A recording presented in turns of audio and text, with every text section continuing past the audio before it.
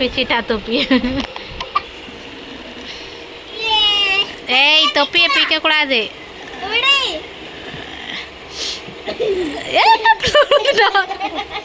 அட பைத்தியக்காரங்களா, உழுந்துட்டியா? அவங்க கூட சேர்ந்து விளாடாத, நீ உள்ள வச்சிருவாங்க. இப்படிதான்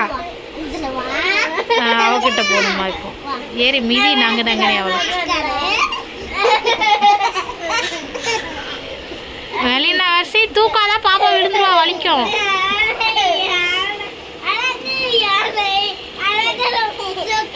போச்சு போச்சு போச்சு விழுந்தா.